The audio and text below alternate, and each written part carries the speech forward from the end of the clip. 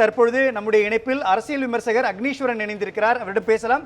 அக்னீஸ்வரன், ஏறக்குறைய அதிமுக தாவேகாவினுடைய இந்த கூட்டணி முயற்சிகள் பேசப்பட்டது. அதிமுகவும் தாவேகாவும் கூட்டணி வைப்பதற்கான வாய்ப்புள்ளதாக விமர்சிக்கப்பட்டது, கருத்துருவாக்கம் செய்யப்பட்டது. இதையெல்லாம் கருத்துருவாக்கம் என்கிற நிலையோடு நின்று விட்டதா? முடிவுரை எழுதப்பட்டிருக்கிறதா? அனைவருக்கும் வணக்கம். அரசியலுக்கு முடிவுரை என்பதை யாரும் எந்த காலகட்டத்திலும் எழுத முடியாது. அது அரசியலின் தந்தை அரிஸ்டாட்டில் காலத்திலிருந்து இன்றைக்கு இருக்கக்கூடிய தாவேகா கட்சியினுடைய தலைவர் வரைக்கும் அரசியலில் முடிவுரை என்பதே கிடையாது. அது ஒரு தொடர்கதையாகத்தான் நான் பார்க்கின்றேன். ஒன்று. இரண்டாவது, கருத்துருவாக்கம் அப்படிங்கிறது அகில இந்திய அண்ணா திராவிட முன்னேற்ற கழகத்தின் சார்பாக எந்த ஒரு கருத்துருவாக்கமும் இல்லை.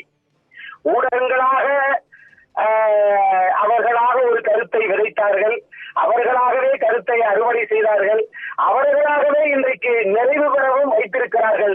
ஆகவே எல்லா புகழும் இறைவனுக்கே என்று சொல்வதை போல எல்லா புகழும் கருத்துருவாக்கத்தை உருவாக்கியவர்களுக்கும் அதை வெளியிலே சொன்னவர்களுக்குத்தான் சேரும் அப்படின்றத நான் யதார்த்தமா பார்க்கிறேன்.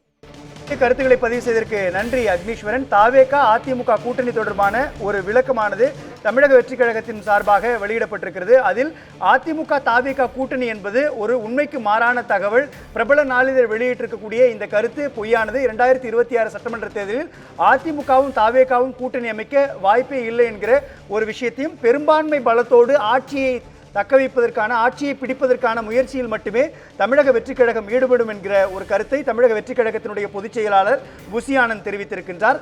இந்த தொடர்பான அடுத்தடுத்த நகர்வுகளை அடுத்தடுத்து வரக்கூடிய பகுதிகளில் நியூஸ் 7 தமிழ் செய்திகளின் மூலமாக பார்க்கலாம்.